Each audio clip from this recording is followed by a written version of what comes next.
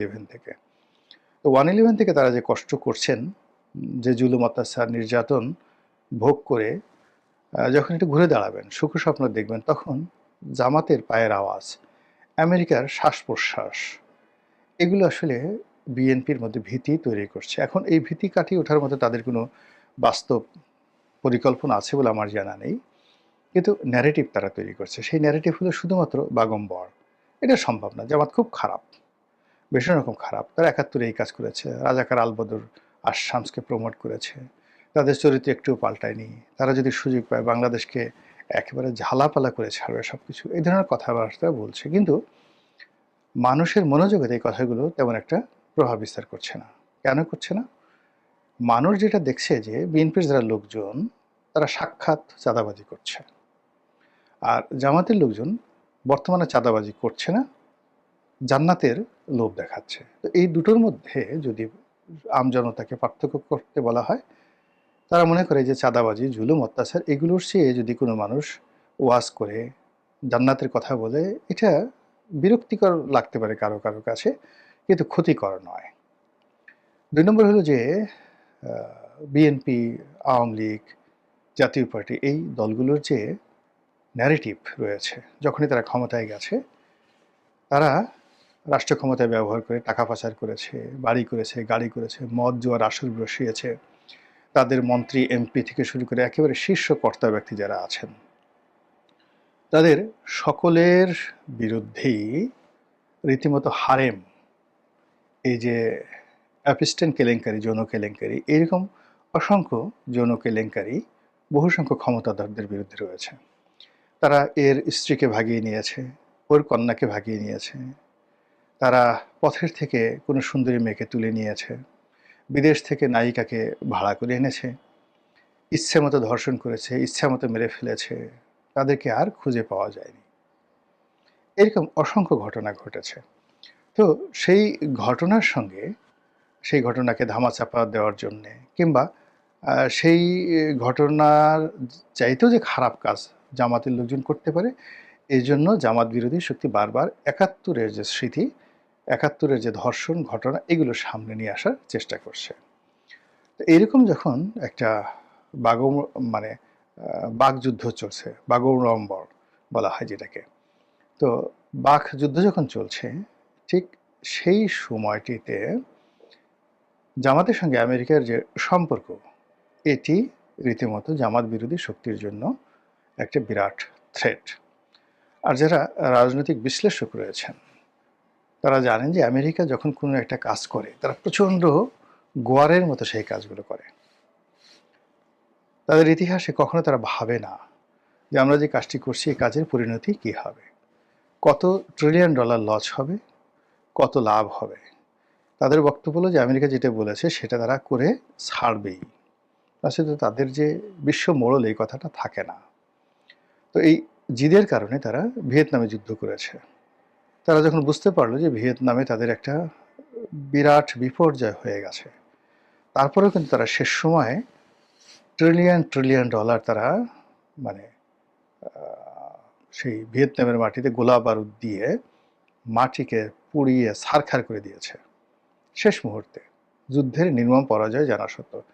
তারা হিরোশিমা নাগাসাকিতে কি করেছে, তারপর তারা মধ্যপ্রাচ্যের ইরাক, লিবিয়া, সিরিয়া, ইয়েমেন কি করেছে সেখানে তছনছ করে। আর এখন ইরান নিয়ে যা কিছু করছে, ইরানকে মাটির সঙ্গে মিশিয়ে দেওয়ার যে প্ল্যান তারা করছে, এবং এই প্ল্যানে তারা যদি সফল হয় বা তারা করে, তারা পৃথিবীতে টিকে থাকবে অথবা ইরান টিকে থাকবে, এরকম একটা জায়গাতে তারা নিয়ে এসেছে। বিশ্ব রাজনীতিতে ইসরায়েলকে নিয়ে তারা যে কাজগুলো করছে, কোনো লজ্জা শরমের বালাই নেই। সারা দুনিয়া দেখছে যে ইসরায়েল কি নির্মমতা এখন আজকের দিনটি পর্যন্ত চালাচ্ছে, কিন্তু ওটা নিয়ে তাদের কোনো মানে লজ্জা নেই, শরম নেই। তারা বলে যাচ্ছে যে ইসরায়েল তাদের নিজেদের অধিকার, নিজেদের জনগণের মানবাধিকার রক্ষা করার জন্য ফিলিস্তিনের উপর আক্রমণ চালাচ্ছে, ফিলিস্তিনরা সন্ত্রাসী, তারাই এই যুদ্ধের উদ্ভব করছে। এই ধরনের কথাবার্তা তারা বিশ্ব মিডিয়াতে বলে বেড়াচ্ছে, আর অকাতরে ইসরায়েলকে সহযোগিতা করে যাচ্ছে। তারা আফগানিস্তানে যে কাজ করেছে, পাকিস্তানে যে কাজ করেছে এবং এখনও করে যাচ্ছে, তার ধারাবাহিকতায় বিশ্বাস করেন জামাতের সঙ্গে তাদের যে সম্পর্ক এটি নস্যি। আফগানিস্তানের Taliban, Mullah Omar, Al Qaeda, Osama bin Laden, Abu Bakr মানে দায়েশ এবং আইএস, এই যে সম্মিলিত শক্তির মধ্যপ্রাচ্যে তাদেরকে প্রমোট করা এবং তাদেরকে ধ্বংস করার জন্য আমেরিকা যে কাজ করেছে, সেই একই কাজ তারা যদি জামাতের সাথে করতে চায় তাহলে তাদের 1% এফোর্ট দিতে হবে না, যেটা আফগানিস্তান তাদের দিতে হয়েছে। 2 নম্বর হলো যে আফগানিস্তানের যে তাদের বিনিয়োগ, সেই বিনিয়োগে তাদের যে আউটপুট এসেছে তার সাথে বাংলাদেশে যে তাদের বিনিয়োগ, এটার আউটপুট অনেক অনেক বেশি। ভূ রাজনৈতিকভাবে এখন বাংলাদেশের যে ফার্টাইলিটি বা উর্বরতা রয়েছে, সেই উর্বরতার কারণে বাংলাদেশ যেটা করতে পারে সেটা হলো একই সঙ্গে ভারতের অলমোস্ট 70 ক্রোর মানুষ আর চীনেরও অর্ধেক জনগোষ্ঠী, বাংলাদেশ, ভুটান, নেপাল, তারপর ভারতের এই 7 সিস্টারকে কেন্দ্র মানে ঘুরে সেই দেশগুলো,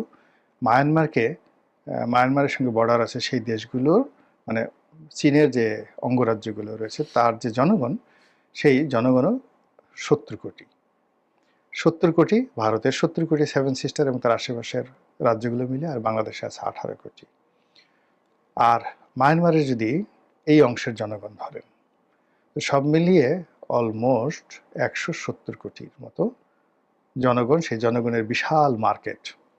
সেই জনগণের 170 কোটি জনগণ চীনের 1.5 গুণ, ভারতেরও 1.5 গুণ। সেই জনগণের উপর প্রভাব বিস্তার করার যে সুযোগ বাংলাদেশকে কেন্দ্র করে আমেরিকার এসেছে, এটা আমেরিকা সহজে ছাড়বে না। তো তারা আমেরিকা শেখ হাসিনার সঙ্গে সম্পর্ক স্থাপন করার খুব চেষ্টা করেছে 2014 থেকে 2018 অনবরত চেষ্টা করেছে, কিন্তু শেখ হাসিনা আসলে রাজি হয়নি। অনেকগুলো শর্ত ছিল, অনেকগুলো কারণ ছিল। মানে আমেরিকা যেটা কখনো করেনি, যতটা অবদমিত হওয়া সম্ভব, যতটা ছোট হওয়া দরকার ঠিক ততটা ছোট হয়ে শেখ হাসিনার সঙ্গে তারা সম্পর্ক স্থাপন করার চেষ্টা করেছে। কিন্তু সাদ্দাম যে ভুল করেছে, শেখ হাসিনা একই ভুল করেছেন।